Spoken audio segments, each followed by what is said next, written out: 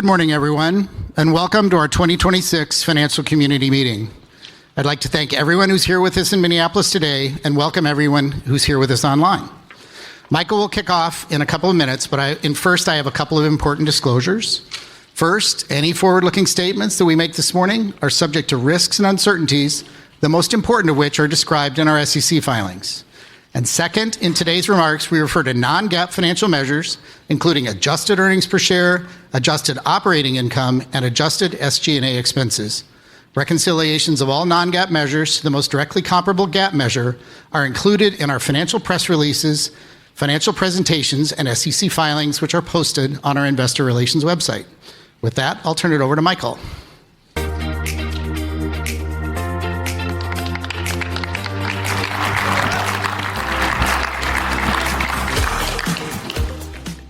Welcome, everyone. We're thrilled to be hosting our financial community meeting from our hometown of Minneapolis this year. And we're going to dive right in because we've got a lot to cover. It's a new chapter at Target. And today, Kara, Jim, and I will share our plans for what's next, starting with a clear definition of Target's place in retail, followed by the 4 priorities that will guide our path forward and the choices that underlie each. And finally, how those choices translate to growth. Our plans build on what's always been true about Target when we're at our best. But let me be clear, that doesn't mean dwelling on the past. Instead, we're moving forward with urgency and a firm focus on Target's unique place in American retail. That means delivering the style, design, experience, and value consumers crave and delivering the consistent performance we all expect. And we've already started. We've updated our organizational structure and leadership team in service of simplicity and speed. We've added new directors to our board who bring deep expertise in style and design and who have experience with the type of transformational change we're driving. And as we shared in this morning's press release, sales trends have improved in recent months, showing early signs we're on the right path. All of this stems from important work we've done to clearly define the lane we occupy in retail, which I'll come back to in just a minute, and the choices that position us to grow and win. These choices translate to very intentional investments in categories and capabilities where we know we have an edge and that matter most to our guests and our business. So if you take away one thing from today, it's this.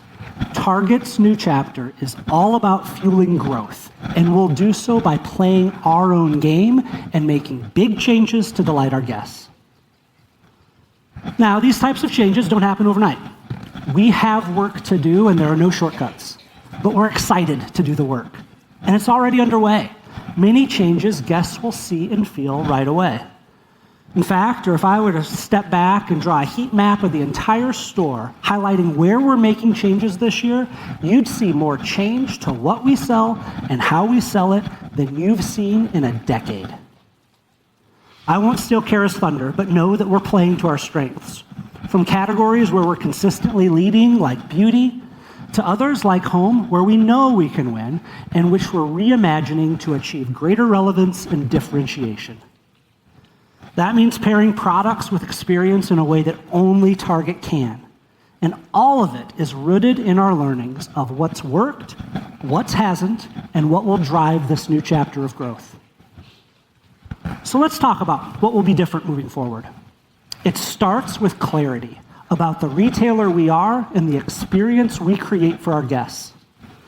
It's about doing the work to build connection with new guests, deepen relationship with existing guests, and earn back trust with guests we've disappointed. That work starts with listening, actively and attentively across all of our stakeholders, and using their input to shape our path forward. We've been gathering feedback from consumers, from those who love us to those who don't, in order to gain a deeper understanding of the role Target plays in their lives. We've been meeting with founders of small businesses who have grown their brands with Target and want other entrepreneurs to follow in their footsteps. We've also been meeting with national brands and design partners to reinforce our commitment to style, design, and value. We've been talking to our team about what they need in order to serve our guests well. And as a result, we're moving quickly to simplify work, speed up decisions, and empower our merchants and store teams. And we've been talking to all of you here today to understand what's top of mind for investors as we get Target back to growth.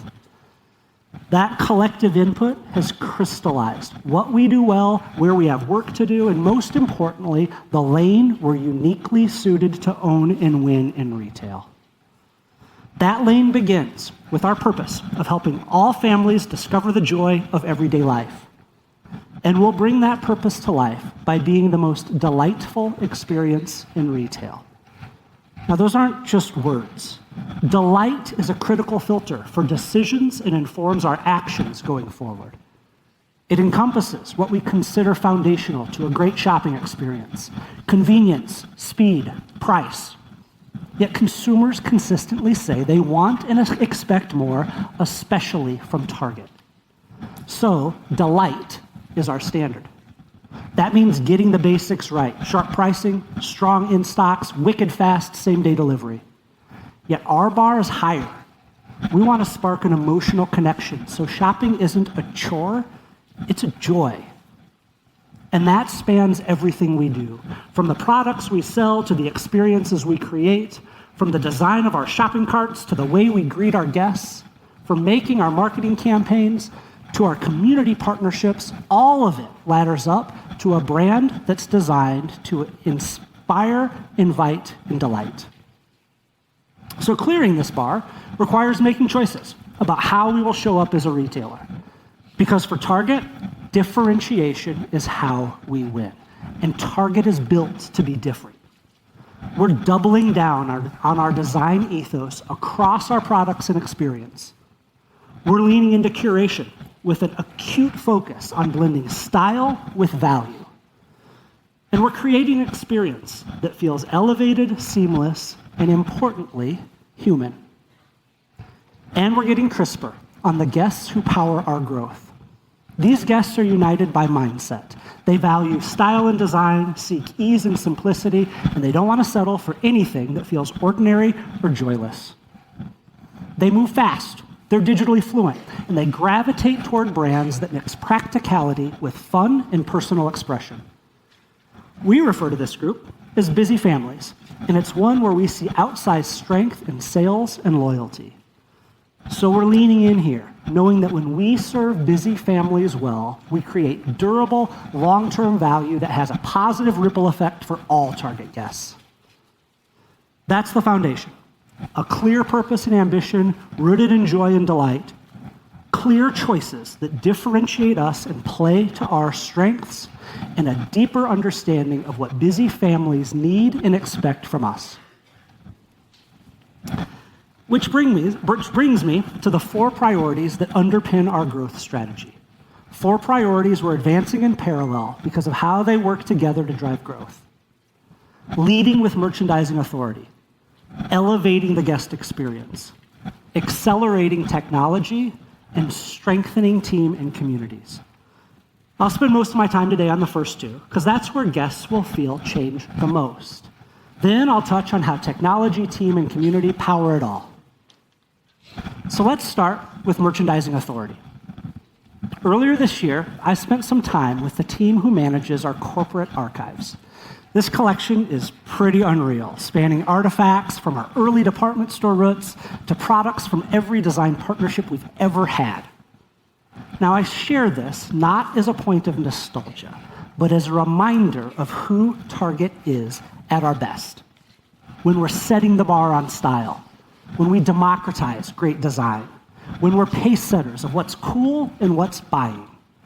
That's what merchandising authority means, and it's what we aspire to deliver across categories and brands. At its core, merchandising authority is about curation and playing to our strengths. Target is not an everything store. That's not what guests want from us. They want a strong, trend-forward assortment that they can trust to deliver quality and value. And that's exactly what we do at Target when we're at our best. So we're making choices. In assortment, We're doubling down where we are strongest and where guests tell us our right to win and grow is highest. An early template for this approach is Fun 101. This is a multi-year transformation from hard lines, which many retailers sell, to a more immersive, trend-forward approach to sports, play, gadgets, and pop culture. This is an area where Target has a right to win, and our guest base loves to shop. Whether it's bringing style and sport together with a fan-central destination, or an affordable plush wall so families can get fun toys at a great price, you're going to see us infuse our assortment with newness, value, and a fresh experience to match. And it's not just Fun 101. We're taking this approach to categories like baby, home, food and beverage, and beauty, repositioning our assortment and our floor plans to bring newness to all 2,000 stores this year. In other words, we're giving guests more reasons to shop us more often. And as we always do, we're using their feedback to iterate, refine, and keep getting stronger over time. This will be a journey, and it starts with a lot of change in 2026, but it doesn't stop there. In fact, the team is already actively planning for 2027 and beyond. Now to priority 2, elevating the guest experience. Delighting our guests always starts with product, but a huge part of what drives guest love for our brand is the experience we create around those products. And for many guests, their experience starts with discovery on social and in search. This is where our scale allows us to lean in and invest at the top of the purchasing funnel so that we reach consumers in all the ways they're shopping today. Whether it's connecting with consumers on social by partnering with creators who share our commitment to style, design, and value, or our investments in AI to make search more conversational, almost like having a personal shopper, or the way our media business, Roundel, seamlessly integrates into the shopping experience so guests find products that feel just right for them. That's discovery at its best, and it's a critical entry point for building trust, which in turn builds loyalty. And loyalty is an important growth engine for us. The reach of our loyalty program, Target Circle, gives us critical information about how consumers shop, enabling us to deliver an experience that feels more relevant and tailored. And when guests feel like their experience is personal, they shop with us more. Members of our loyalty program, Target Circle, spend 3 times more on average. And those enrolled in Target Circle 360 with unlimited same-day delivery spend 7 times more. These guests account for more trips, too. As with many of the updates I've shared today, work is already underway on what's next, and Kara will share more shortly. Digital discovery and loyalty are essential to an elevated guest experience. And especially for Target, I want to emphasize that our stores are every bit as essential. In many ways, they are truly the heartbeat of our experience. Guests tell us they love the feeling of walking into a Target that's clean, welcoming, and easy to shop. In fact, one of the greatest compliments we ever receive is when guests refer to their local store as my Target. That possessive speaks volumes about the role our stores play in building lasting relationships with guests.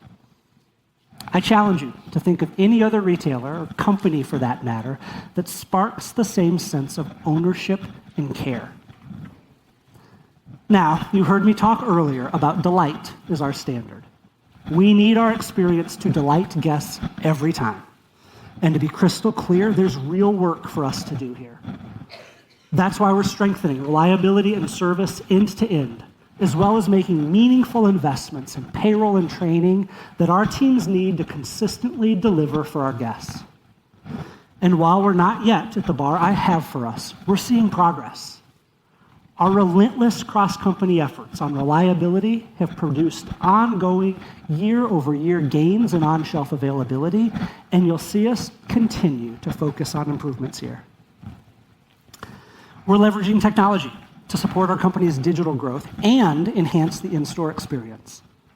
That balance has been skewed in recent years by explosive digital growth.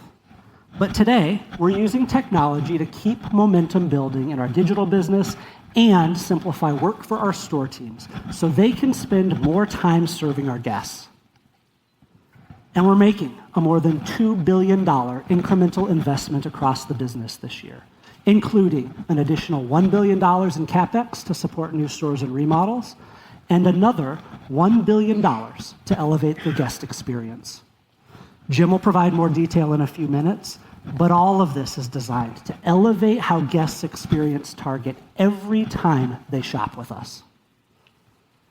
The next two priorities, accelerating technology and strengthening team and communities, are just as critical, and they work hand in hand, powering the first two. In fact, we've touched quite a bit on technology already today. It's woven into everything that we do. And that's because at Target, we don't chase technology for technology's sake. We believe in technology with a purpose. In our case, making shopping more joyful, and it should directly benefit our team and our guests. So whether it's making it easier for guests to find the perfect product when they browse our aisles, or putting technology into the hands of our team so they can better serve our guests, our tech investments are all in service of our ambition to be the most delightful experience in retail. The same can be said for why we prioritize strengthening team and communities. This has always been core to who we are, and it will continue to be at the center of this new chapter for Target. For all the team members tuning in today, thank you. Everything I've outlined today, the resilience, the progress, the boldness, is because of you, Team Target. And our ambition to be the most delightful experience in retail begins and ends with you. I'm so proud to lead this team and excited about what we are building together. And what we are building extends far beyond the walls of our stores, our supply chain facilities, and our offices. Target believes in the power of community and turns that belief into tangible action. Like the 1 million hours our team volunteered last year, which is the 10th time in our history we've hit that milestone. That includes our Bullseye Builds with Community program, which pairs our commitment to volunteerism with our design expertise to meet the needs of local neighborhoods. We recently announced a planned investment of $1 million to bring this program to 13 community spaces this year. Action also includes the 5% in profits we give back to communities in products, cash, and through the Target Foundation. This is something we've done for 80 years, and today translates to millions of dollars each week. These investments make our communities stronger and more vibrant. We'll also continue to invest in our team so that every team member can grow a meaningful career with us. This includes pay, benefits, and signature programs like Dream to Be, which provides tuition-free education assistance for our team. More than 12,000 team members have earned degrees and professional certificates through Dream to Be to date, a testament to the growth and opportunity that we value so much at Target. Because when our team thrives, so do our guests. And when our communities thrive, so does Target. So let's step back and turn to the bottom line and what all this means to Target's future. A thriving, growing Target is the only goal and will be the focus of this team every single day. A growing Target is a great place for our team and our partners and is the only path to creating value for our shareholders. The questions I know are top of mind for many of you. 1, what's Target's winning path? And 2, what will it cost? The answer to number 1 is when we play our own game. We're confident the plans we've laid out today position Target for sustainable growth. Our path to growth and share gains is unique to Target and is fully within our power to drive.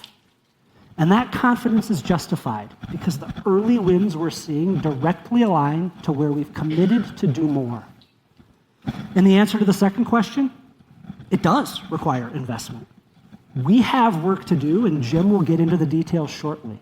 But a clear strategy leads to sharper focus.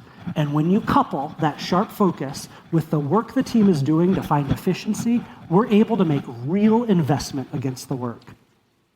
You'll see us make the changes and investments in the areas that matter most to guests, and ultimately win trips, build baskets, and drive growth.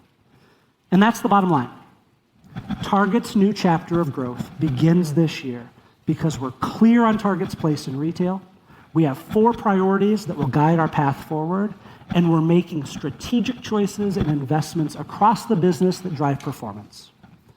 I'll now turn it over to Kara and then to Jim to talk more about those choices and how they translate into long-term profitable growth.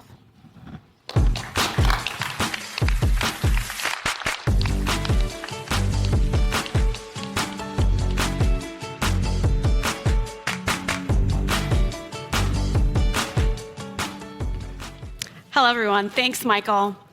So I've spent my career at Target at the intersection of merchandising, experience, and growth.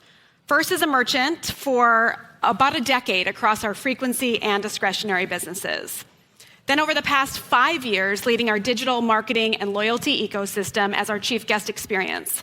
And now as chief merchant. And that connection matters because merchandising, it isn't separate from the guest experience. It's where the experience begins. It's the choices that we make.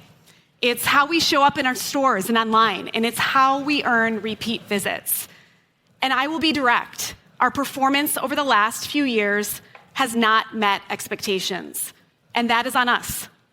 We lost the clarity and the discipline that make Target a place loved by busy families.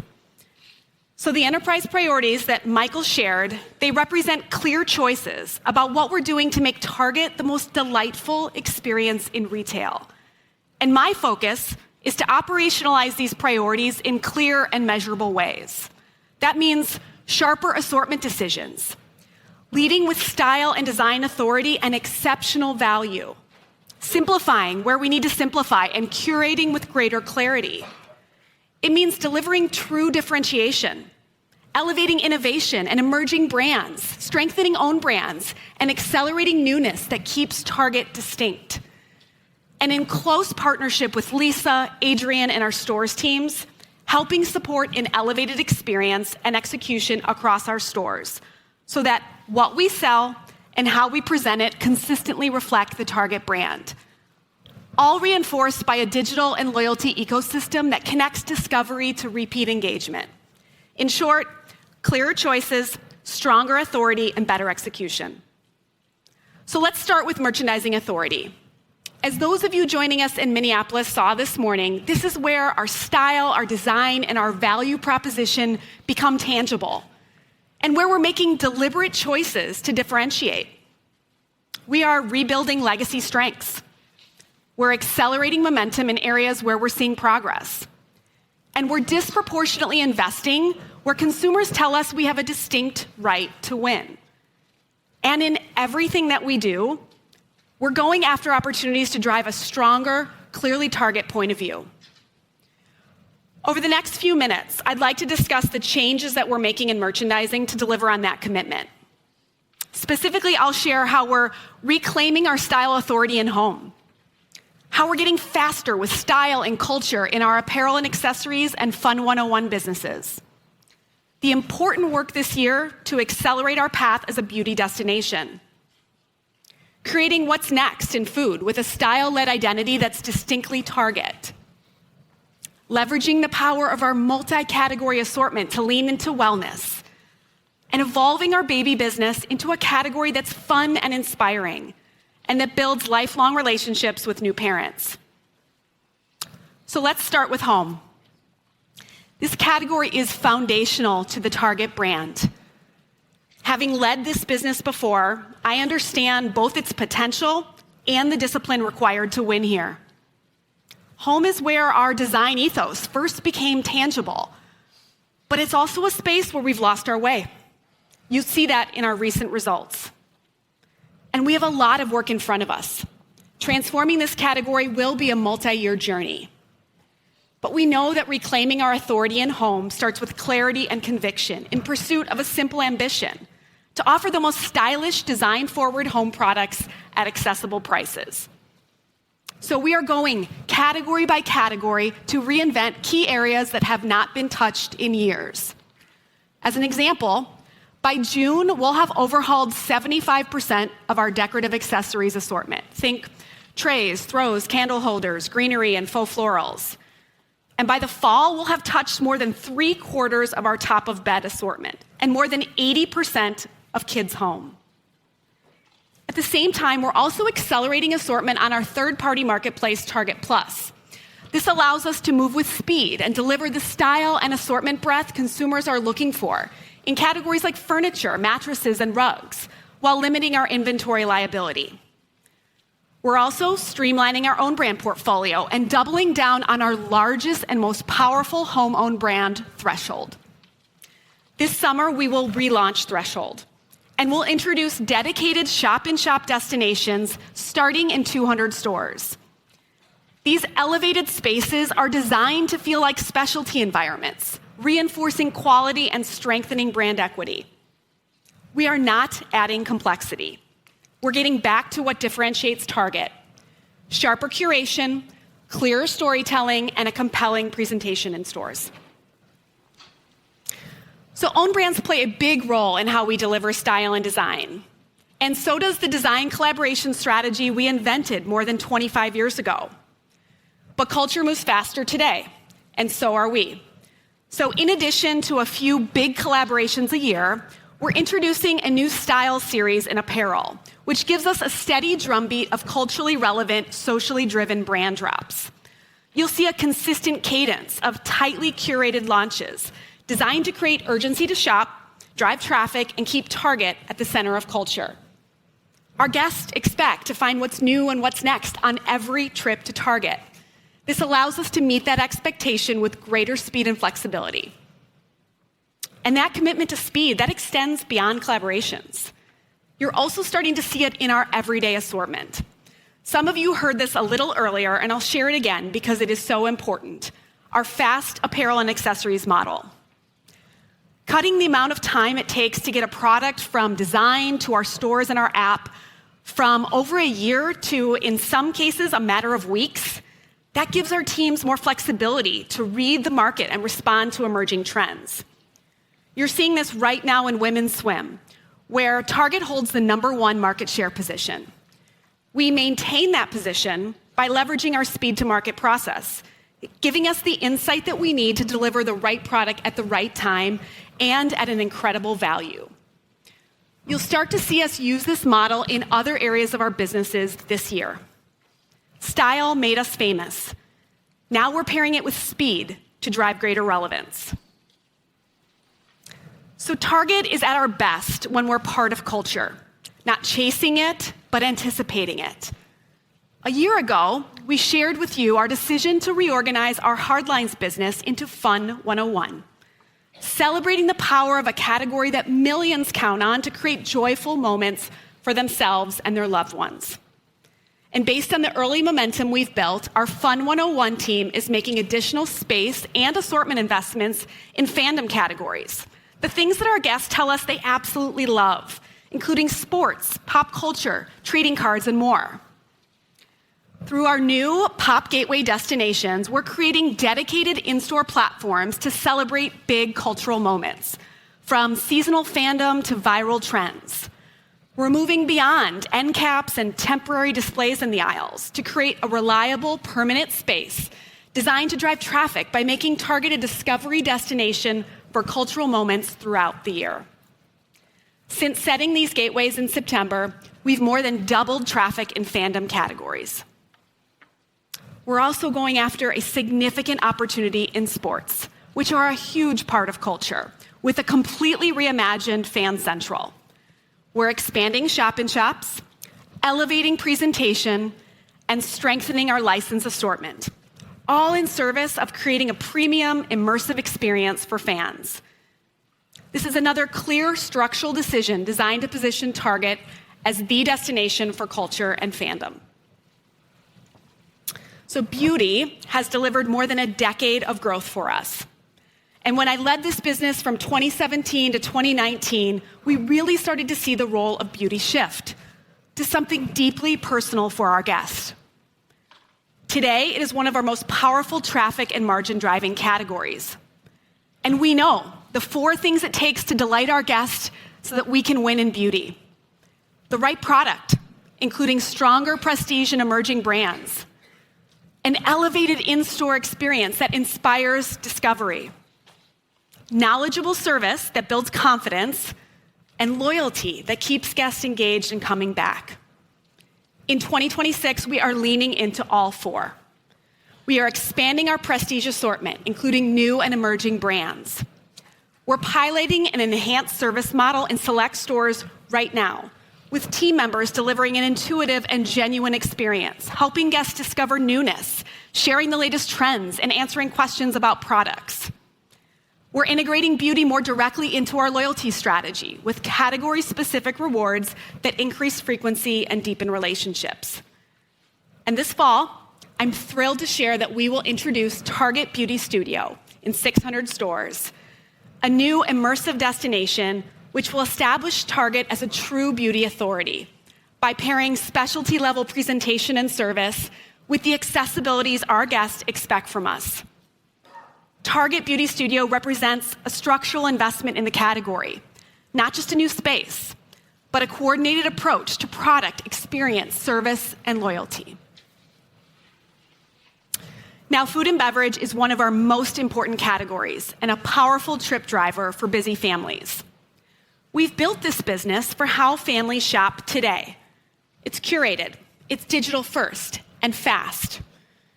We invested early in same-day services, and our digital grocery capabilities are deeply integrated in order pickup, drive-up, and same-day delivery. Today, Target is the 5th biggest digital grocer in America, and will continue to innovate in the digital experience and grow Target Circle 360 to drive further separation in digital grocery. At the same time, we're focused on what's next, strengthening Target's unique identity when it comes to food. We are not trying to be an everything grocer or just another grocer down the street. Instead, we're building a truly distinctive grocery destination where emerging brands, wellness, and own brands intersect.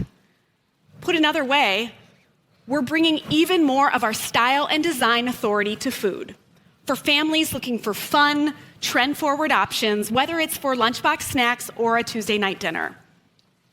That's why we're delivering newness at twice the industry's rate. Last year, newness drove $2 billion in food sales, and we're on track to double the number of unique items in our assortment over the next 3 years. Because 40% of our guests tell us they're looking for something new when they shop food at Target. And when we deliver trend-right newness, consumers respond. As we saw last year in non-alcoholic beverages, with significant newness propelling the category to a 6.5% comp. And we're not stopping there. In May, we will become one of the first national retailers with no certified synthetic colors in any of the cereal that we sell. A decisive step that reflects where families are heading and where Target intends to lead. And we will continue to grow Good & Gather, which is on pace to become our first $4 billion owned brand, leaning into innovation and driving awareness for this powerful brand. We're also investing meaningfully in the in-store food experience because shopping for food at Target should feel distinctly Target. Delightful, joyful, unlike what you'll find anywhere else. One example is how we're expanding sampling, particularly on weekends, to create more opportunities for guests to discover something new, to try emerging brands, and engage with our assortment in a way that feels energetic and experiential. Food at Target is a large and growing business. We've grown food by $9 billion since 2019, but scale alone is not the strategy. The next chapter is about sharpening our distinctive identity through curated discovery, own brands, wellness leadership, and an in-store experience that makes food feel intentional, not transactional. Over nearly a decade, we've invested in supply chain, store expansion, remodels, and digital integration to build scale and capacity. Now we're accelerating our differentiation because food drives trips. Trips build loyalty, and loyalty drives durable growth across our entire assortment. And when we think about driving more trips and deeper relationships, health and wellness is another space that's critically important. Already, 70% of our guests are shopping wellness categories at Target. So this year, we're expanding our assortment with thousands of new items and more exclusives than ever before. And what separates Target is that wellness is a multi-category effort, integrated across food, supplements, beauty, and active, because wellness is personal. Our leadership in emerging brands, Our style and design led curation, and our commitment to value makes healthier choices feel achievable. Last year, our wellness businesses combined to deliver a 4.6% comp. And during January resolution season, wellness categories accounted for $2 billion in sales. And as we invest in these businesses, Target is uniquely positioned to serve busy families and to build trust and credibility in a more holistic way in this growing space. Finally, before I move into experience, I want to talk for a moment about the baby category. This is such an important life stage and one of the clearest ways that we build long-term relationships with busy families. When a family welcomes a new child, where they choose to shop matters. And they pick Target, not just for the products that we sell, but for our experience. An environment that's clean, bright, friendly, and safe. A perfect place for baby's first trip out of the house. This is a category that's gone untouched for years, and there is so much potential in front of us. So in 2026, we're elevating our baby experience with deliberate investment. That includes new, dedicated in-store destinations, anchored by gift beacons and curated discovery zones that simplify decision-making and create a shopping journey that inspires confidence. We're expanding Cloud Island, one of our most trusted own brands.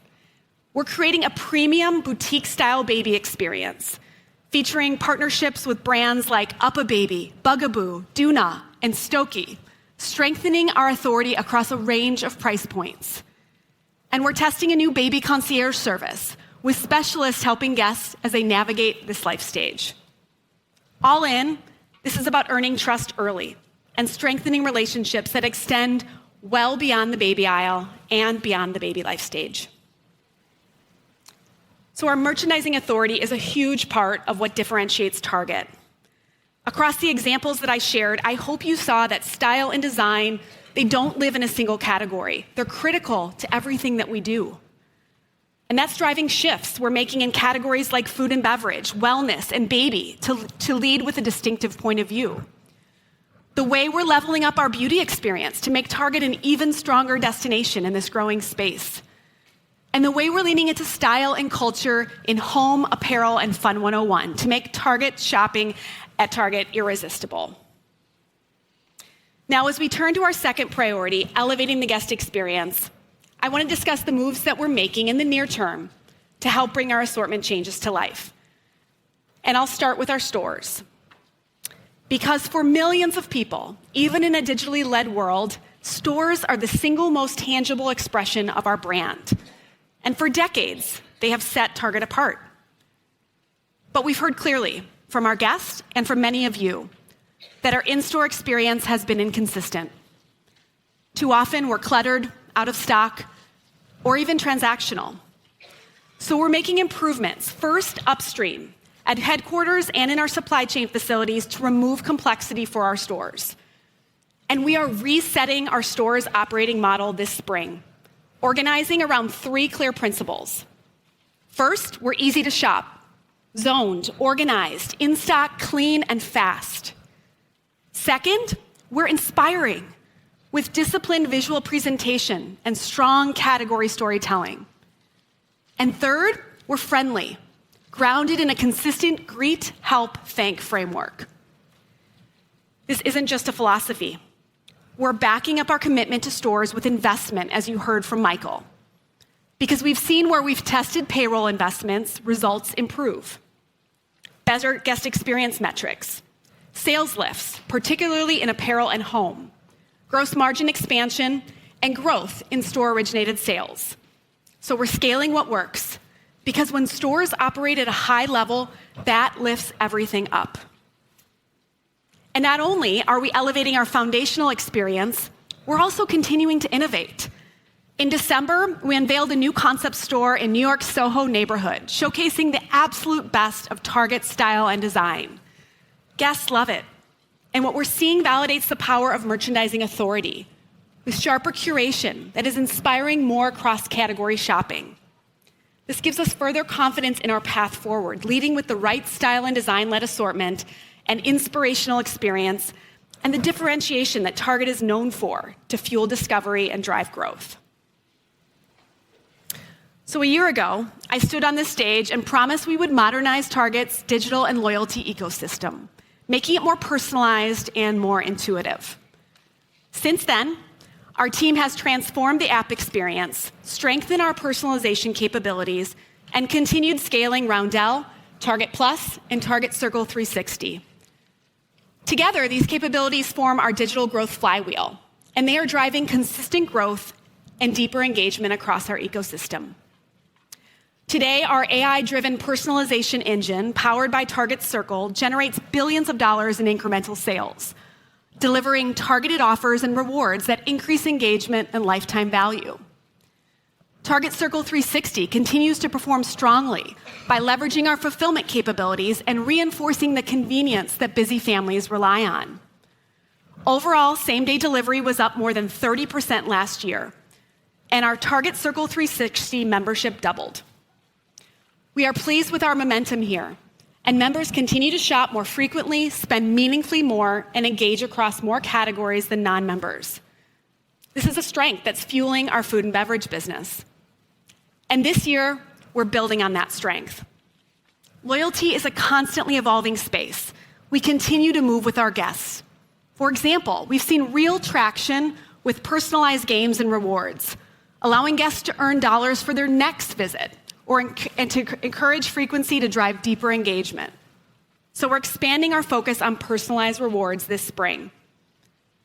We're also offering more member events like Target Circle Deal Days and introducing experiential benefits, including category-specific rewards in beauty and simple moments like Starbucks offers to enhance in-store visits and drive incremental trips. And what we are doing in 2026 will guide even more change in our future, as we learn from our guests and work to make our loyalty experience simpler and even more differentiated. The foundation is strong. What we're doing today is all about refining and scaling the flywheel to unlock even greater impact. Because when product, stores, digital, and loyalty operate as one system, we create durable relationships with busy families. So 2026 is a year of focused change for Target. Not change for the sake of change, but disciplined choices about where we will compete and how we will win. We know who we are. We're a style-led, design-led forward retailer that delivers value for busy families. And when we operate with clarity, with sharp assortment decisions, higher standards in our stores, a distinctive food proposition, clear authority in style-led categories, and an integrated digital and loyalty experience, that's our distinct lane. So we're making clear choices and deliberate investments to win there and positioning Target for durable, long-term growth. Jim?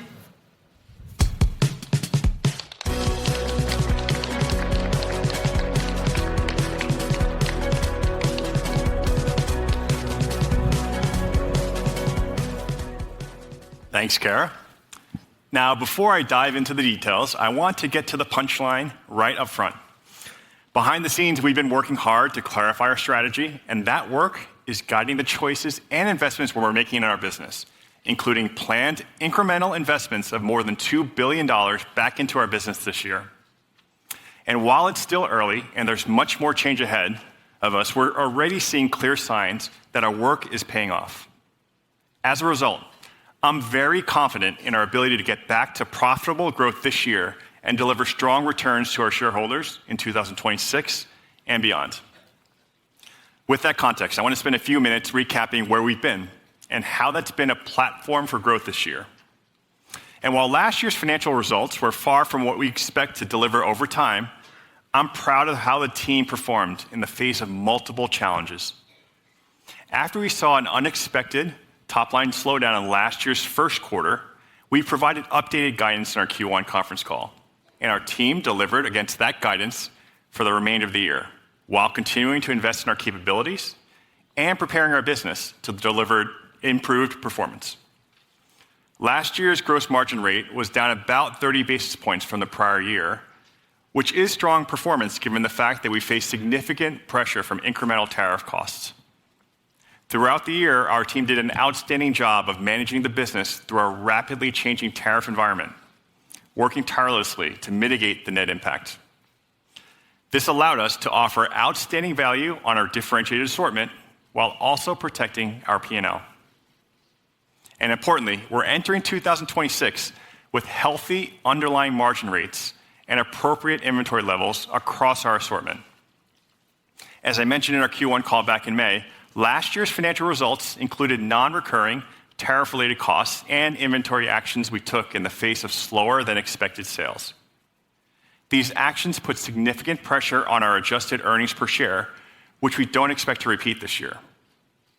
Notably, without these costs, our gross margin rate would have expanded last year. An important tailwind to last year's gross margin rate was lower inventory shrink, which delivered about 90 basis points of benefit and brought our shrink rate all the way back down to pre-pandemic levels. This improvement is a testament to the great work of our team, along with the industry and community efforts to combat retail theft across the country.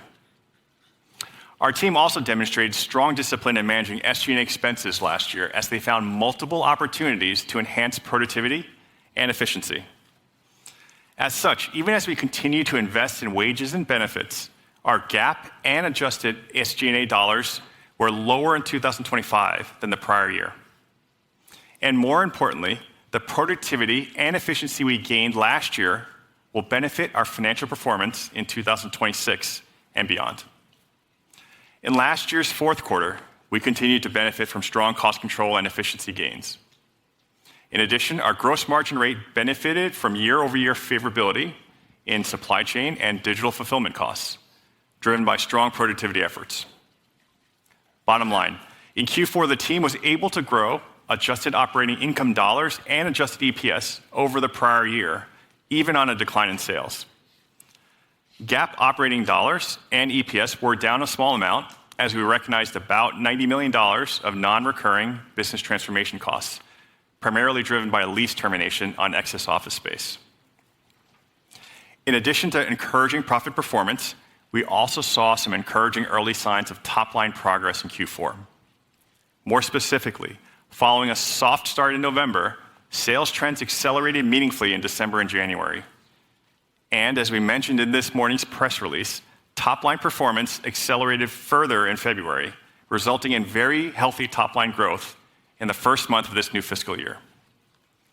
Before I move on to our guidance, I want to provide some context based on the work we've been doing to refine our strategy and how that work has shaped the investments we're planning this year. In support of the strategic decisions that Michael and Kara outlined earlier, and our goal to move our business back to sustainable growth, we're planning to reinvest $1 billion into our P&L this year. This includes hundreds of millions of dollars to support additional store labor and training, along with expenses related to a planned increase in new store openings, growth and remodel projects, and our most ambitious plan for in-store merchandising transitions in more than a decade. In addition, we're stepping up our spending on brand marketing and technology, including AI. I want to be clear. These investments are not one-time costs, but reflect an ongoing step-up in spending levels as we're investing to win and restore reliable, profitable growth to our business. While $1 billion is a major investment for our business, we're funding it by leveraging a number of beneficial factors, most notably from the annualization of about $500 million in one-time tariff and inventory adjustment costs in 2025.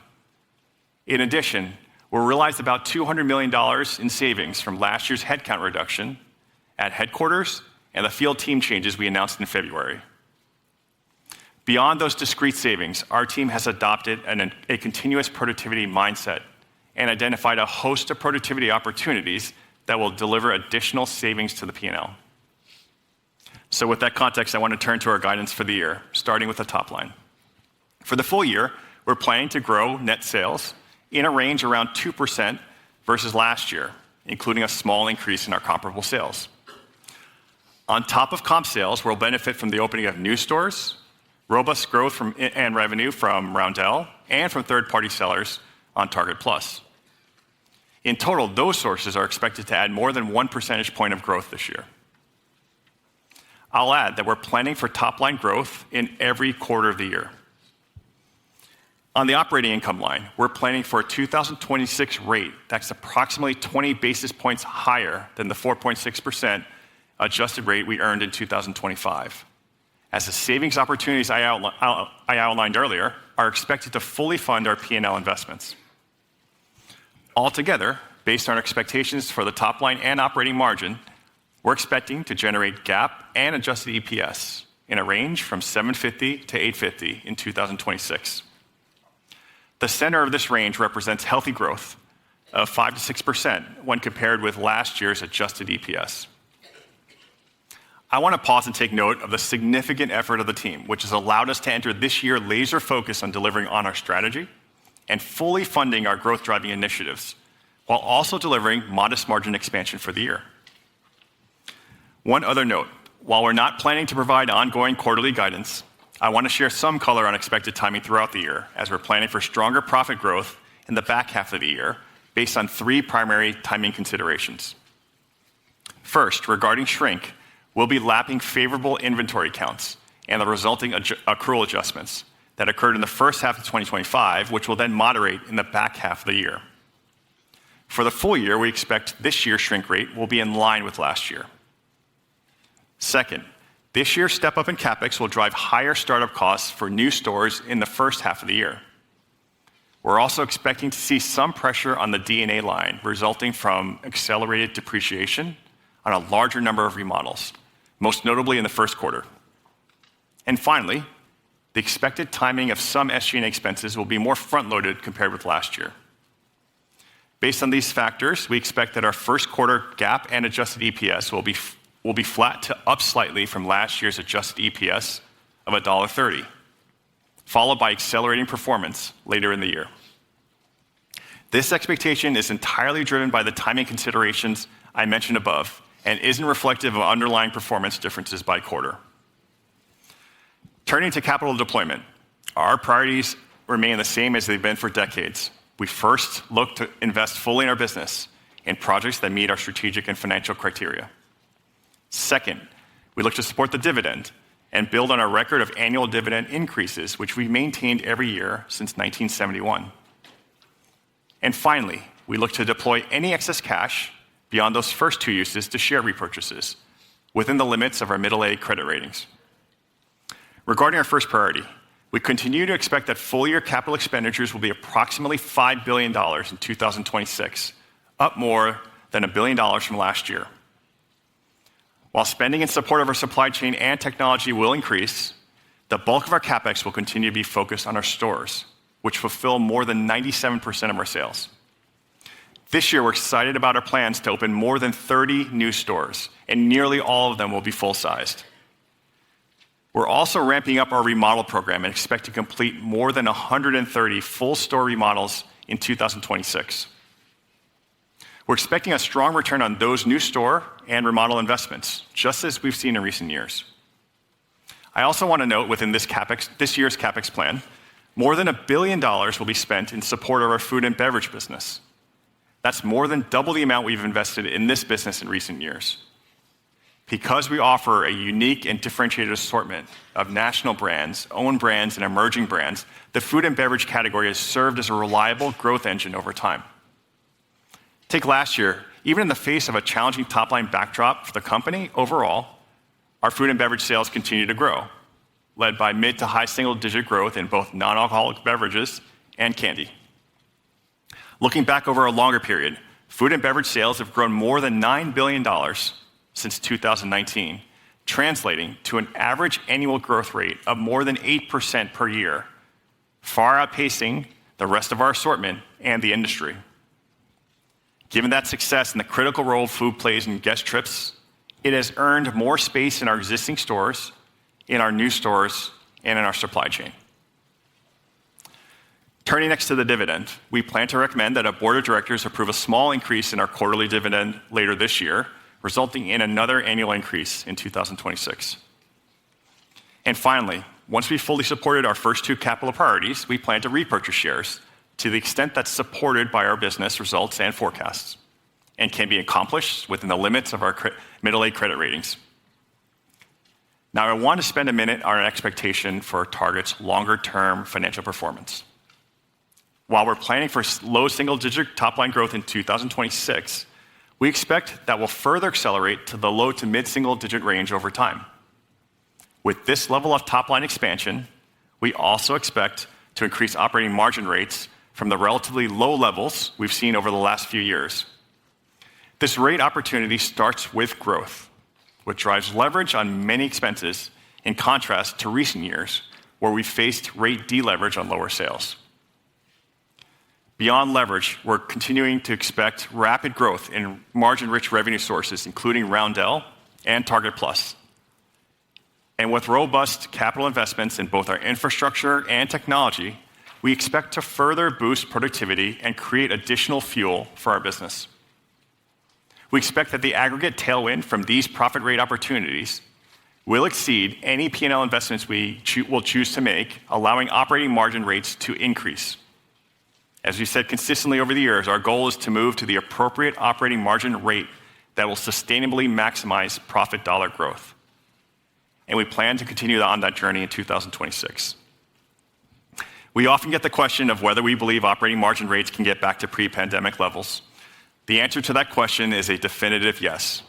We believe the optimal rate is well above where we performed last year. And until we reach that optimal rate, we have the opportunity to grow operating margin dollars more quickly than sales over the next few years. So now I want to hit on something that Kara talked about earlier, which is the importance of differentiation in our business. It's a point worth reiterating, but I also want to approach it from the standpoint of the assets we can deploy in pursuit of that strategy. As one of the largest retailers in the US, we benefit from scale, similar to our larger peers. But importantly, because of our differentiated strategy, our assets may look different than our competitors, but we have exactly what we need to compete and succeed. At the top of that list is our stores, which are well located, well maintained, and generate a lot of cash. Excluding a very small number of exceptions, nearly all of our stores generate strong positive cash flow, with the vast majority delivering double-digit EBITDA margins. Put another way, we have a very healthy base of store assets that benefit from the strength of our brand and differentiated offering, while powering our digital fulfillment model. We have a strong pipeline of new stores planned for 2026 and many years to follow, which will allow us to reach new guests in neighborhoods that we currently don't serve. Already today, our base of nearly 2,000 stores is located within 10 miles of 75% of the US population, and we expect to further extend our reach over time. Beyond our stores, as someone who came from the packaged goods space, I have huge appreciation for Target's product design, development, and sourcing capabilities, which allow our merchant teams to innovate and deliver newness at a scale across all 6 of our core merchandise categories. Because of these unique capabilities, our portfolio of own brands generates $30 billion of sales, delivers superior gross margin rates versus national brands, and reinforces our differentiated position in the marketplace. And finally, on the digital fulfillment side, our strategy and assets make us both fast and efficient. All 3 of our same-day services, whether we're talking about Drive Up, in-store pickup, or rapid same-day delivery through Target Circle 360, are already wicked fast, and they're getting faster. And importantly, we know that our guests love these services because they receive some of the highest Net Promoter Scores of any service we provide. As a result, our same-day services generated more than $14 billion in sales last year, accounting for 2/3 of our total digital sales. I want to pause on that. 2/3 of our digital sales are on services that fulfill same day, and we're investing to make those services even faster and more efficient. For the other 1/3 of our digital sales, which are in the form of brown boxes delivered to your homes, most of our volume is in markets where we've already enabled next-day fulfillment, and we plan to expand this capability into many more markets this year. I wanted to lean into this point. We are already fast, we are cost competitive, and we're continuing to get more efficient, and we own all the core elements of our digital fulfillment. And as I mentioned in this meeting a year ago, when you look at all the elements of our digital ecosystem holistically, digital growth is healthy for our business and for our P&L overall. So when I take a step back from a strategic perspective, we have all the critical assets in place, and our plans are centered on investing in and better leveraging those assets in the years ahead. So let me close. As we've been working hard behind the scenes in the face of last year's challenging performance, I want to assure you of two things. One, we haven't stopped investing and have kept our balance sheet very healthy. And two, we've been doing a ton of work over the last several months to bring strategic clarity to our business while stepping up our productivity and efficiency efforts. As you heard from Michael and Kara, you're going to see a lot of intentional change and investment beginning this year. And I am confident that with those changes, we're well positioned to deliver profitable growth in the years ahead. With that, I'll turn it back over to Michael for some closing remarks.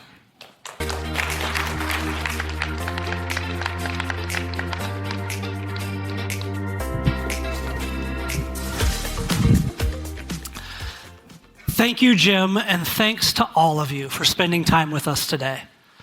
I want to close where I started. This is a new chapter at Target, and it's all about growth. We're clear on the lane we're uniquely positioned to own in retail, one where style, design, and value shine through in everything that we do. You heard that clarity in what we shared today. A purpose that's brought to life by being the most delightful experience in retail, a sharper focus on the guests who power our growth, and strategic choices that play to our differentiated strengths. Those choices define the 4 priorities we're advancing together: leading with merchandising authority, elevating the guest experience, accelerating technology, and strengthening our team and communities. And you've seen and heard how those priorities translate into action. In 2026, guests will feel bold change from us.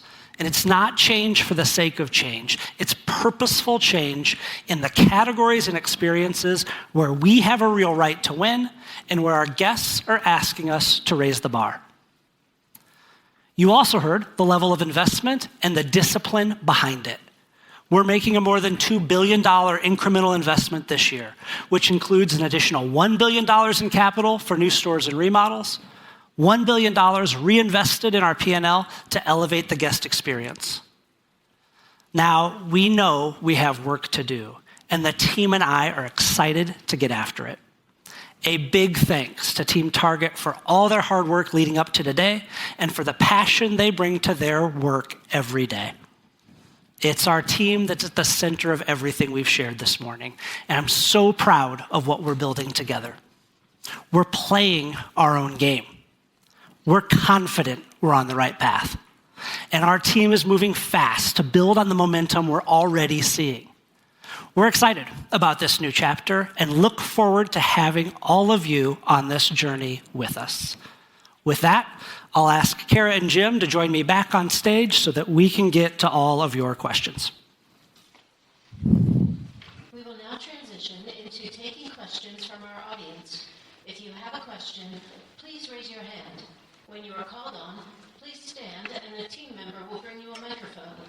After you've asked your question, kindly return the microphone to our team so that we can get to as many people as possible. Thank you.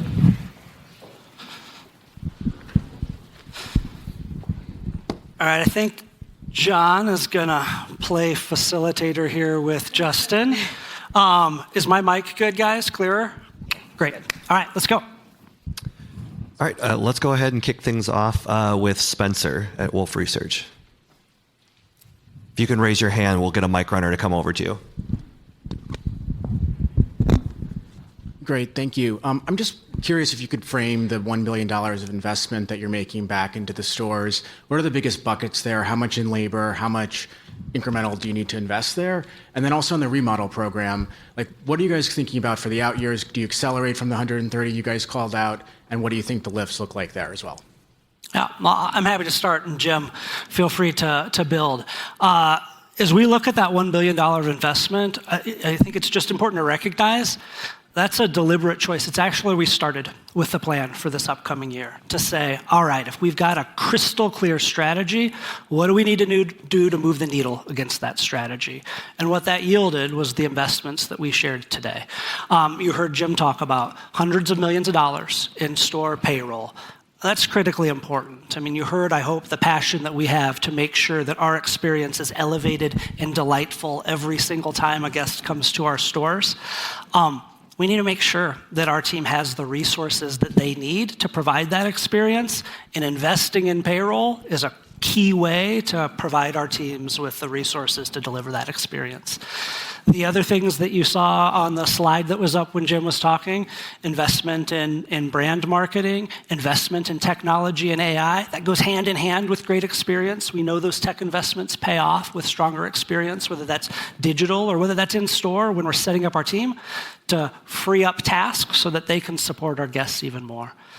And then maybe I'll just touch on remodels briefly, because remodels are important. I mean, I've been at Target 23 years, and I've seen our remodel program ebb and flow. And so the commitment to make sure that we're remodeling our stores with pace is an important one, because we know our guests tell us clearly, when we remodel a store and bring our latest and greatest experience to bear, the response is reliably strong. We see 2 to 4% lifts in year one. We see lifts in year two as well. And so getting back to a more aggressive pace of remodels brings some of the stores that frankly are due for a little bit of love back up to our current and greatest thinking. And so the 130 plus full-size remodels that we do this year are a good step in the right direction. Not bad rule of thumb is you can expect us to remodel a store every 10 to 15 years, a little sooner if it's shopped heavier, a little longer if it's not shopped as heavy. Jim, what did I miss? I mean, I just emphasize, we talked a lot about the importance of our stores. You'll see the majority of our investments go towards the stores, whether it's actually in the guest experience in the store labor, but also in the transitions, the new stores and remodels. The bulk of that investment will go towards the stores that are more guest-facing as well. Maybe just to build once more on that, you heard throughout what Jim and Kara shared. New stores matter a ton. Bringing a new Target store, because the store matters so much to our guests. I mean, the thing we hear played back to us is the delight when we bring a new Target to a new market that doesn't have one, or to a growing suburb where the drive's a little bit longer than you'd like it to be. We see real share of wallet gains when we open up a new store, and those financials are strong. Remodels, you heard me talk about. But the thing that should feel slightly different this year is the broad-based change coming. The 2,000 stores that we're going to do, there will be more newness across the assortment in those stores in the next year than we've seen in any year in the last decade, and that's a part of where that investment is going. There's a little CapEx and a little expense to make sure that we're making the change across assortment that you heard us describe, and some of you got to see some of in person through the vignettes this morning. And while the microphone's over there, why don't we go to Michael Lasser on the end? Thank you. It's Michael Lasser from UBS. Thank you so much for taking my question. A lot of the elements of the plan are not that dissimilar from what we saw at Target around 10 years ago. So what is different, and what structures are being put in place in order to ensure that the growth here will be sustainable over the next few years and not just lead to a temporary improvement, only to lead to a bit of a drop-off after that? And also, you've talked about some of the recent wins and gains. What are driving those? Because the plan seems to be only as strong as the weakest link. Thank you. So it's a good question, Michael, and I'll start by saying, to be crystal clear, we're playing the long game. And to play the long game well in retail, you have to be focused on exactly who you are. And so, again, if there's one thing I hope you take from today's conversation, we are crystal clear on how Target wins. That's a North Star that we'll hold on to tightly. That's not just a this year thing for the changes that start this year, or even the changes we have in 2026. We're going to come back to knowing who we are in the years to come. And I've seen Target at our best, I've seen us when we're not at our best. The ingredients that have always fueled us at our best are when we're design-led, when we're winning with differentiation, and when our experience is top-notch. And so if we keep pouring decision-making and investment against those priorities, I've got the confidence that we're building a foundation that won't yield just 1 month of good trends or 1 year of growth, but sustainable, profitable growth over time. Why don't we go to Kate McShane in the front row here next? Thank you. Kate McShane, Goldman Sachs. It seems like a lot of the changes that we saw this morning are coming post-June. So I was wondering why we shouldn't think about the same-store sales differently by first half versus back half. So, Jim, you can add a little more on kind of what we're expecting quarter by quarter. But I'd think of the change as starting now and then building over the course of the year. I mean, there are some categories where we've already gotten to see the early returns on some of the change that we've made. So beauty, if you walk our beauty assortment right now, it's set with 3,000 new items, 60 new brands, and the early response to that type of change has been really positive so far from guests. I like to think of the year as us having these early proof points that thankfully are indicative of some of the change that we have planned through the balance of the year. And every category is going to move at a different pace. It'll take us a little longer in a category like home to get to where we want to be, even though we'll have a great infusion of a reinvention of threshold this year. But some other categories like beauty and food and beverage, we're already after it.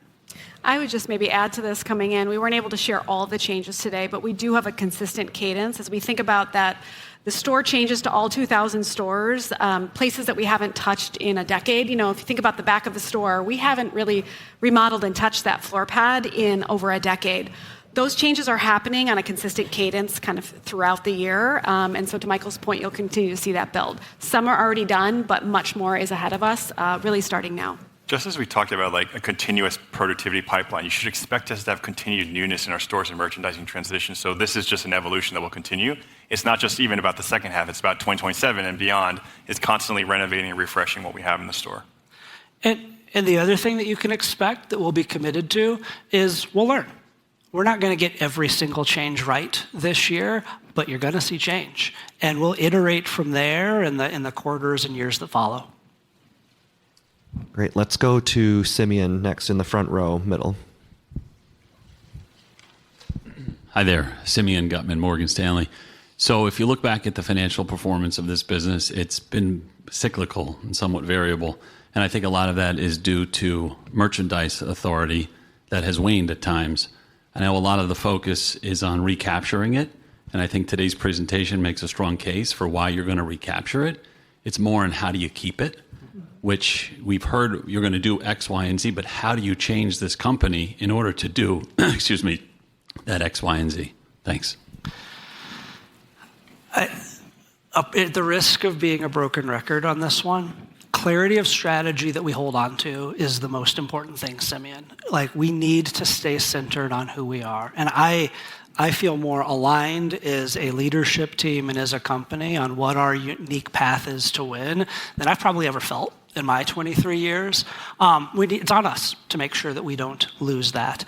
And it's a fair criticism of some of the categories where we have fallen off the leadership role, where we used to be strong and a pace setter in a category like home. We haven't been for the last few years. But I'm confident we've got the right team, the right plans, the right agenda to drive change there that'll get us back to a better place. And you have my commitment that we won't ever forget who we are, and we'll lean in to where we uniquely win, not just in 2026, but in the years to come. All right, let's go to Chris Horvers there in the second row. Thanks. Good morning. Thanks for taking my question. So if you look back in the history of retail, discretionary retailers that see a period of negative comps tend to over-earn on gross margin. Clearance levels go down to low levels because they tighten the inventory, markdown rates. As you think about coming back to positive trends in discretionary categories, often we've seen debt on the margin side come through. So my question is to what extent are you baking in more normalized promotion levels, more normalized markdown levels into the guide? And if the answer is the offsets the tariff cost, can maybe dimensionalize how much was actually explicit tariff cost versus levels of clearance post-tariff? Yeah, so I actually think about it differently, Chris. I think about the times when we've seen slowdowns in discretionary.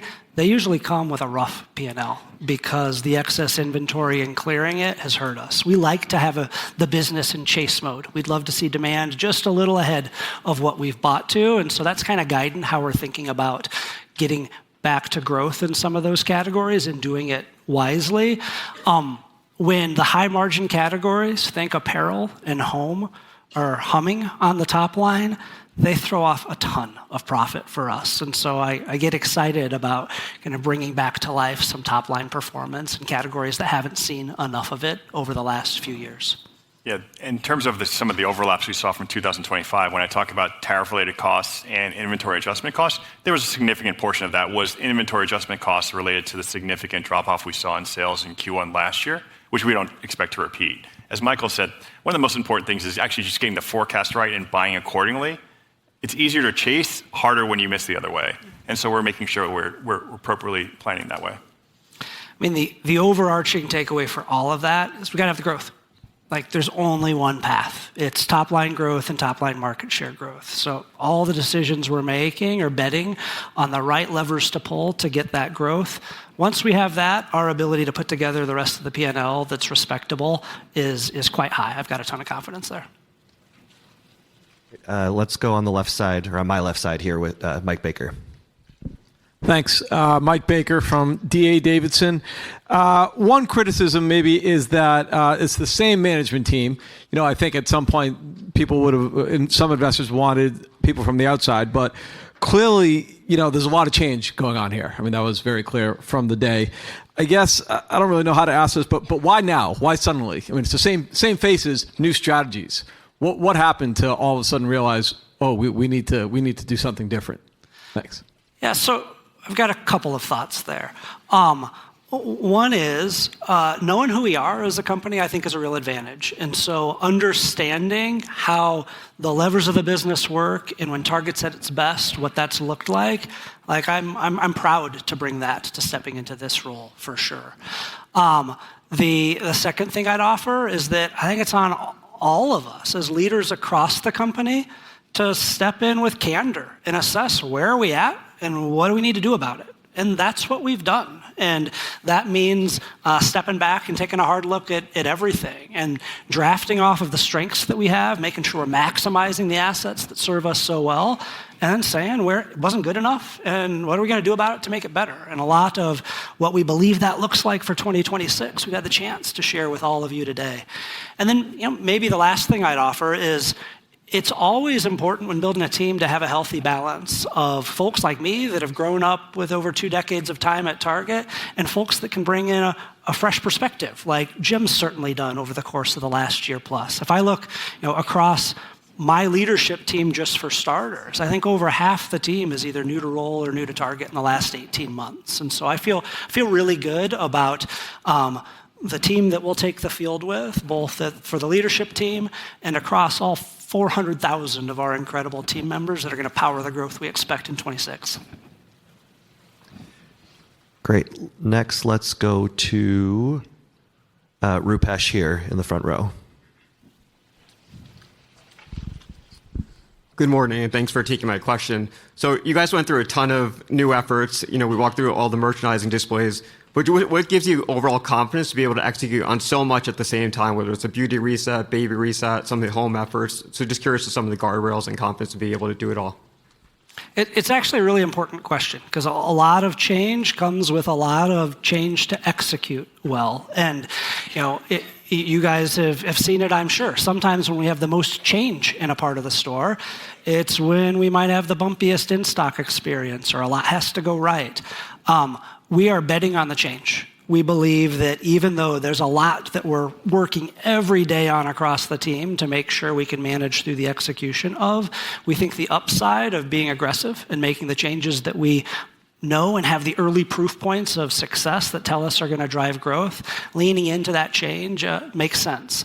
But it's a totally fair question because it's something that occupies a lot of our mind share is how do we make sure we're setting up the team to execute a big year really well. I would just maybe pile on, being a few weeks into my role, it's really clear that one of my top 3 priorities is execution for that reason, because we can have the most amazing, get a stronger assortment point of view, be really distinct, which we're really focusing on sharpening our differentiation. If we can't execute it, we can't actually bring it to life, and that's an all play, thinking about how we actually bring an idea all the way through execution. And so top priority, and I will say we have teams and extra teams, frankly, in this moment focused on execution because of the amount of change that we have in place this year.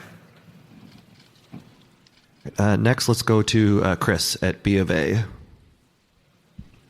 Thank you. Chris Nardone, Bank of America. Thank you, guys. So what are the changes, if any, you're making to the overall pricing architecture across each of your key categories? And do you think your current product value equation needs to be refreshed for over the long term to return to structural growth? Yeah, so I'll start and hopefully leave you something here, Kara, because I've got some passion on this topic. I've led the pricing team twice in my time at Target. We've got to be sharply priced, and the infrastructure we have in place to make sure that happens. I mean, it's a great example of having both an incredible team and a ton of technology that lets us know where we dialed in price-wise versus the competition at a specific store level. But for us, the value equation is always multiple parts. It means being incredibly well priced every day, and it means making sure that that price is connected with newness and differentiation. Because we want, if you've grabbed a Starbucks and you're walking through a Target store to see what's new on our floor pad, we want to draw you in with product like you saw for apparel that's coming, that's differentiated, that's high quality, of real value, and we want that smile to get bigger when you flip over the price tag and see the value that's there. And so I feel really good that we've got the right teams on the right adjustments. And certainly in the last year with some of the volatility, we've had a team working really hard to make sure we're well positioned.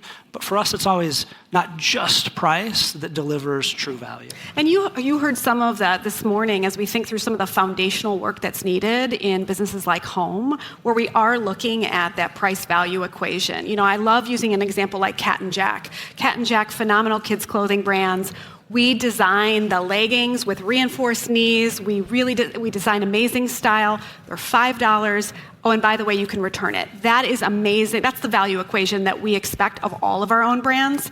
As we go category by category, some of the foundational basics in home and apparel, you'll continue to see us evolve and make sure that we can provide that sharp value equation across all of our products. I mean, even just this last fourth quarter, we talked about lowering price on 3,000 frequently purchased items. And so when we see the opportunity to make adjustments that we think are the right ones, we'll do it. Next, let's go to Corey in the front row here.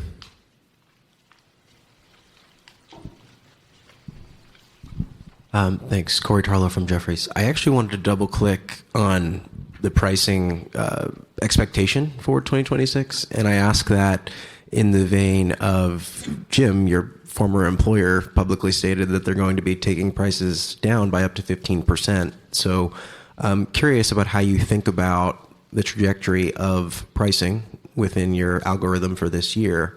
And then on the long-term framework, we had previously talked about, I think, mid to high single digits for EPS growth. Is that a reasonable anchor as well to still think about? Thanks so much. Yeah, I'll start a little bit on the pricing front, and Jim, if you want to talk about what profit looks like over time. It's our role to make sure we're bringing the most value we can with every pricing decision that we make, even against the tariff backdrop of the last year. You heard us say time and time again, price is the very last lever we want to pull because we know price matters to consumers on a budget. That's the mindset we'll have for however the variables unfold this year. In any place we can bring more value through lower price, we'll lean in and do it.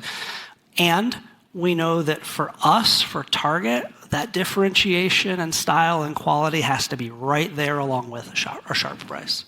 I'd probably add two things. One, first, just on pricing on sort of the same products, like we are very competitive on pricing and have a whole lot of technology behind that to make sure we're always competitive. Relative to the EPS point, if you do the math, if we get to low to mid-single digit sales growth with margin expansion, that basically gets you to the same place as we talked about last year. All right, next, let's go to Paul Lejuez. Hey, thanks, guys. Paul Lejuez, Citi. Curious if you could talk about the sales guidance for this year. Comps up slightly, I think is what you said. Can you talk about how digital versus stores would look around that, relative to that guidance? Also, by category, which will be the leaders, which are likely to be the laggards, how you guys are thinking about it? And then just separately, is $5 billion the new CapEx base case that we should think about go forward? Thanks.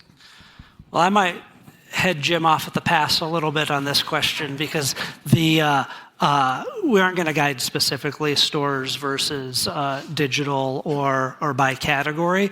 But importantly, I think the key point here is the guest doesn't think about Target by channel either. We're focused on driving enterprise sales, and the guest gets to choose today how they want to receive all that incredible product from Target. And we love it when it's an in-store trip. You can hear us say we're betting big on stores mattering and a differentiated store experience being part of our growth algorithm going forward, no doubt.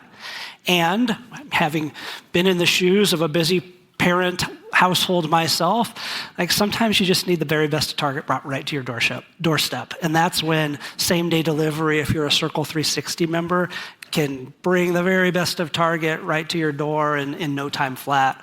Or if you've got, I've been there, a screaming toddler in the back seat, not every day is a let's spend some time to go through the store day. And so you can throw all the orders you want at our stores, and when 2 hours, we'll have them ready for you to pull in the parking lot and have that drive-up trip fulfill you. And so when we think about it, we're trying to do it through the lens of putting ourselves in the shoe of the consumer. What do they need right now? And we want to make sure we've got the options to support them for whatever their need state is or however they're choosing to shop today. In recent times, we've certainly seen the growth in the digital business. I'd expect that to continue, but we're betting on stores too. Related to the capital investment point, like I said, my first capital priority, we're always going to continually invest in ideas that give us strong financial and strategic return. We've talked in the past, and we mentioned again, we have a great pipeline of new stores coming, and we feel great about those returns as we do with the remodels as well. And obviously, we're going to continue to invest in technology as well to make sure we're at the forefront, as we talked about earlier today. You heard Jim say this, it's the benefit of protecting a strong balance sheet. That gives us the capacity to invest through thick and thin, and we're going to chase the returns. We could not be more excited to put $5 billion to work this year because we're excited about the returns.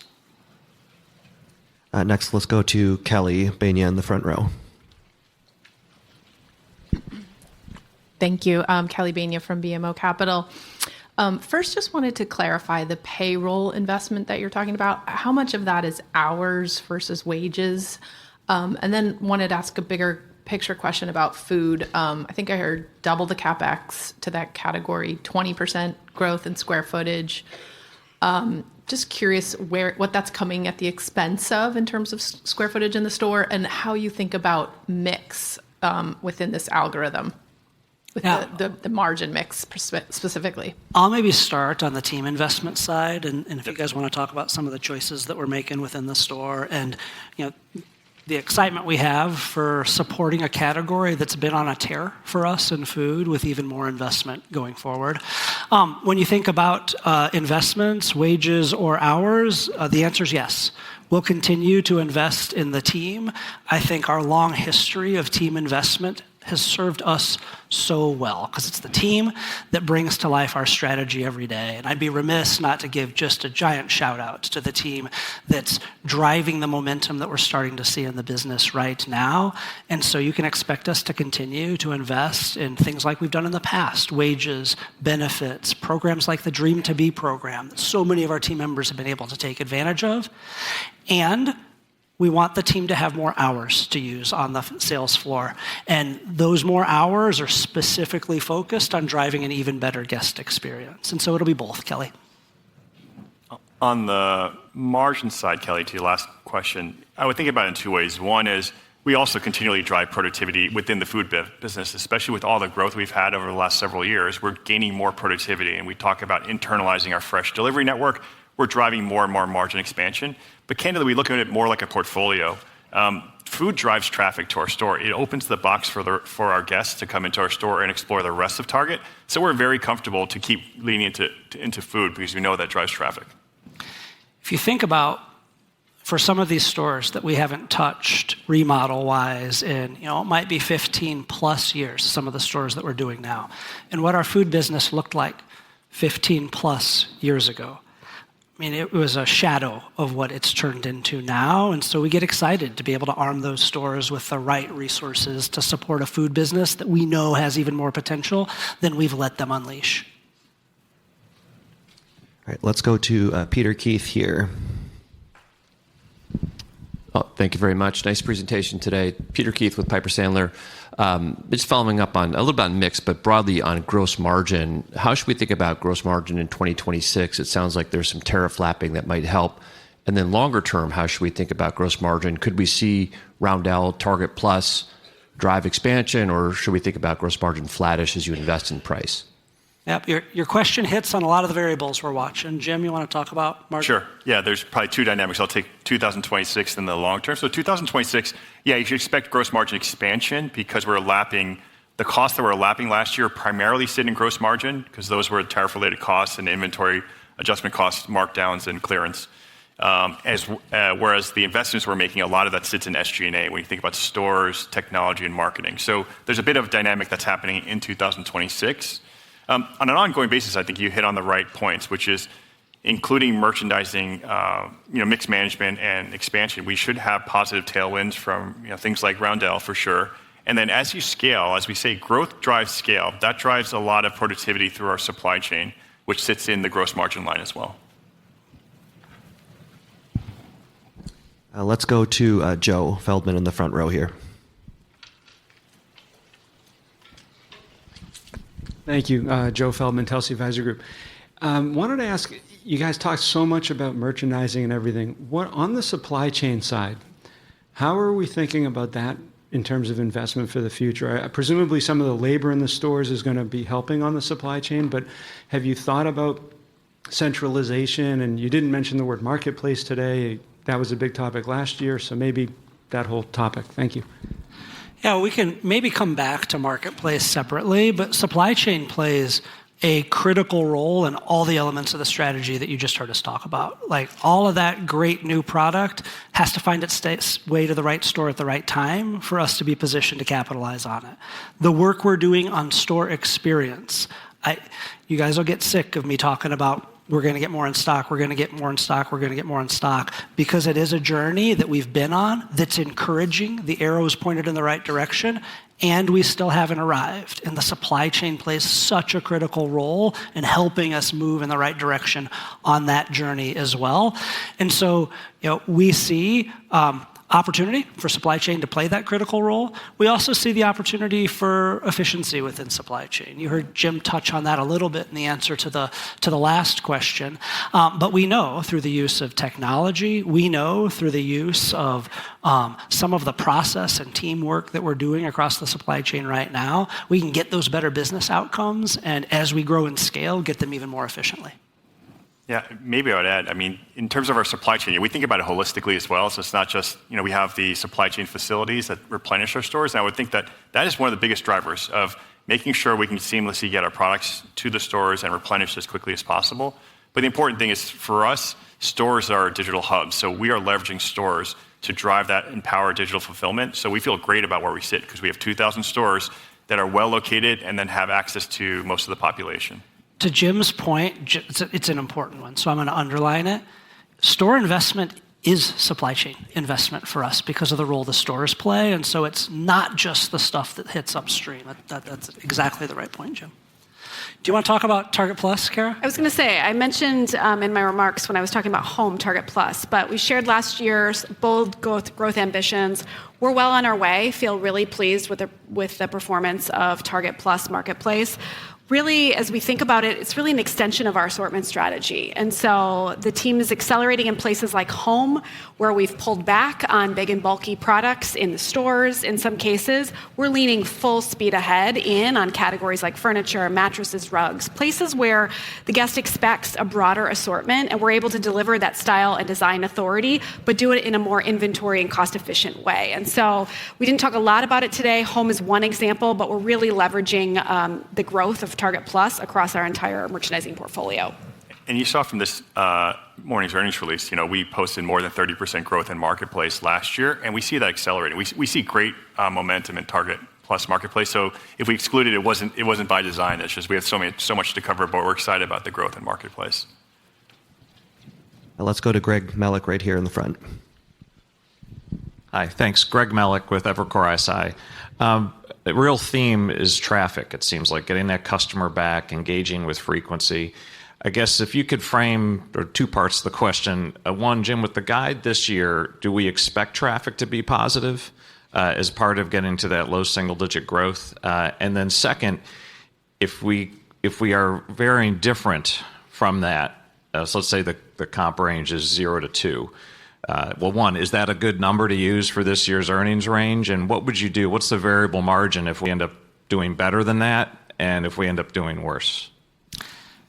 Maybe I'll start by just talking about the importance of traffic in general. You've heard us say before that growth that comes fueled by traffic is the growth that we like the most. I think it's the most durable and sustainable growth. So we're laser focused on improving traffic trends that we are not proud of in the last year. And so we need to get to a better place. We're seeing early momentum in the right direction there. The stronger performance we saw in the back half of Q4 was encouraging. We shared, again, 1 month does not make a full year trend, but we're encouraged by the healthy sales growth we've seen in February, and that's been broad-based, and traffic's played an important role there. And so we think that's momentum on which to build, Greg, and the whole store plays a role in driving traffic. You can come to Target because your kids outgrew their Cat and Jack and you need to refresh the wardrobe. You can come to Target because you're having the family stay with you and you want to freshen up that living room, and we're a destination in the home category. And you can come to Target in categories like food and beverage that work harder than ever for us to reinforce frequency of trip.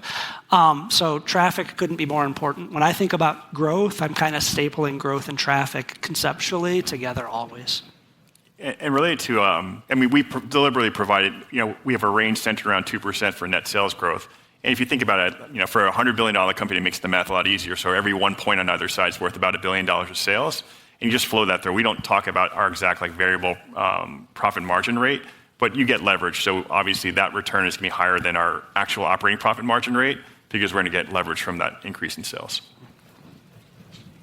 While we're on this side of the room, let's go to Brad Thomas here in the front. Thank you. Brad Thomas with KeyBank. I'll ask hopefully an easy one. There's been a lot in the news around tariffs over the last month here.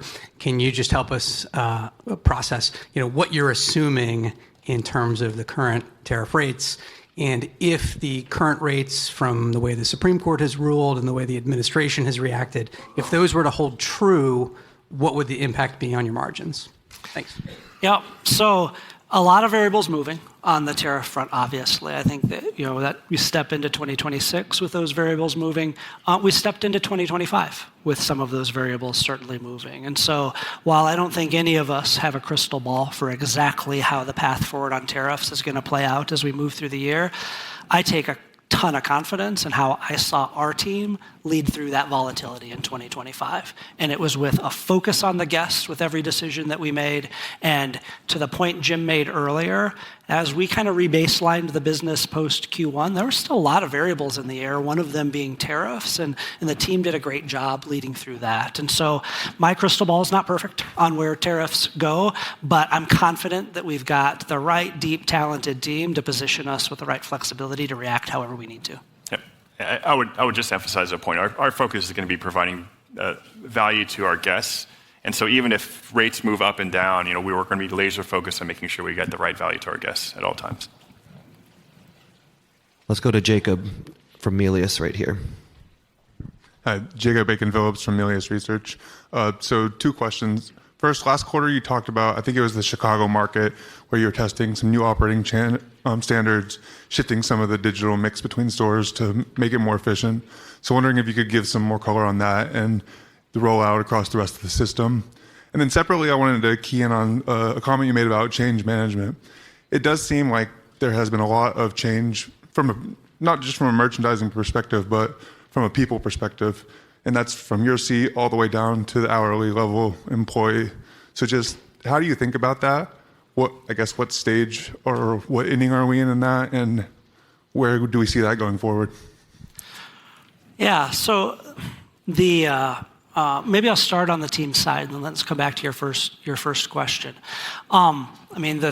It all starts and ends with the incredible work of the team. And so we're focused on making sure that, A, we're an employer who's attracting an incredible team. And that's true from every role in this building to every single one of our 2,000 stores and supply chain facilities and sourcing offices around the world. And so it's our job to make sure we're creating the right culture and making the right investments to attract a great team. And then it's positioning that team effectively against the strategy in front of us. And on that front, I feel really good about how we're positioned heading into 2026. What was your first question? Chicago market. Oh, Chicago.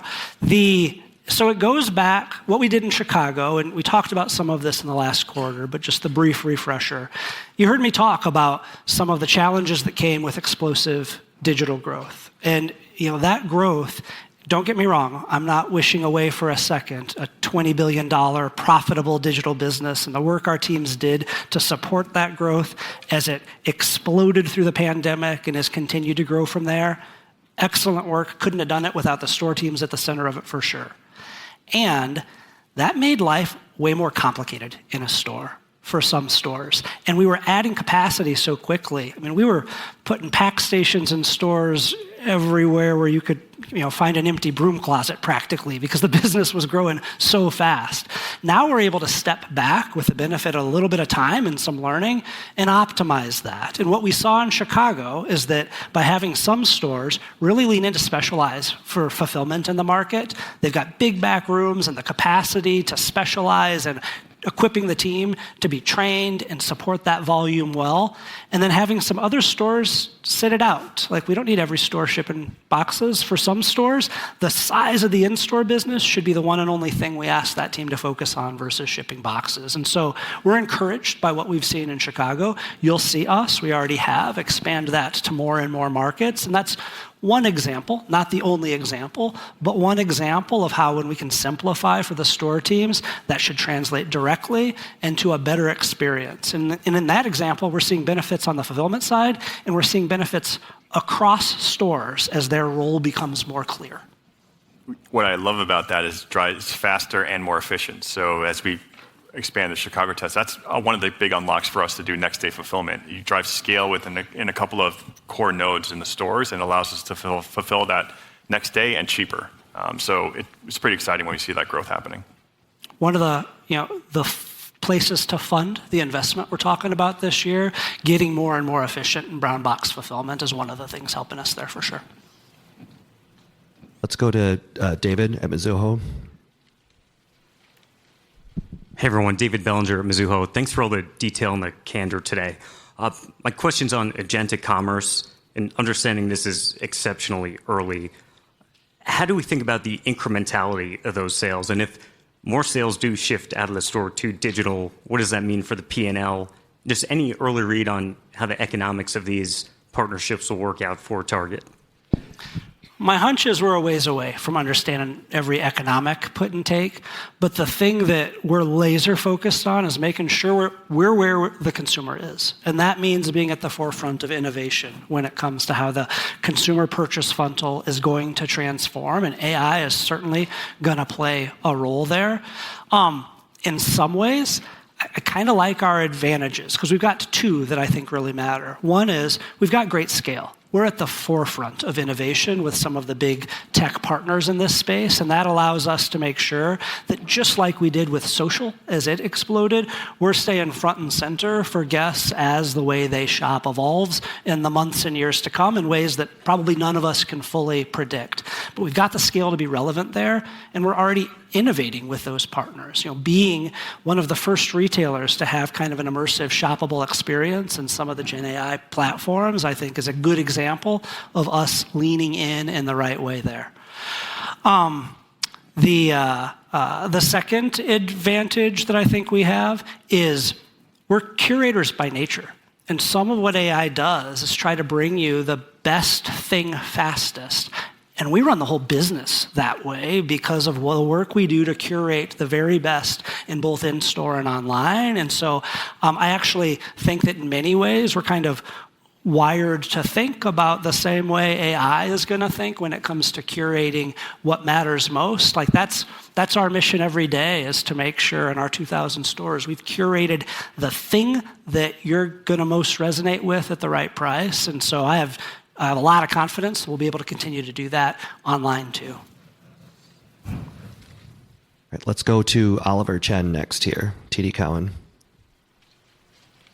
Hey, thanks a lot, Oliver Chen, TD Cowen. On the AI frontier, what are your thoughts about what will be most material in the near term to your financials and algorithm? And as you think about AI organizationally, customer-facing, supply chain, how's your approach in terms of centralization relative to the units?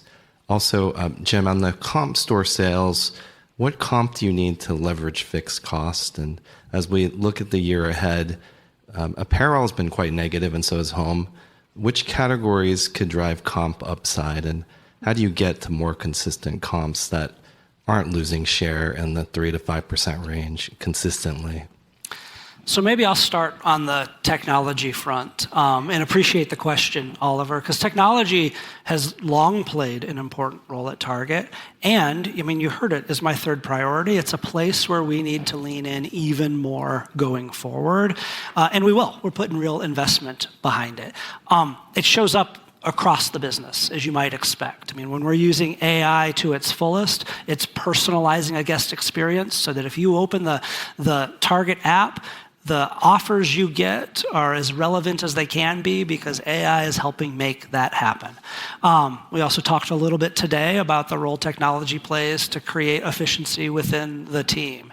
And, for our store team members, you heard us say the humanity of the store experience is part of our secret sauce. Well, every minute we can save a store team member unloading a truck or even in the steps they take across the store is a minute that they can reinvest serving our guests. And so you'll see us use technology in support of the humans. And the two humans we're focused on are our guests and our team members.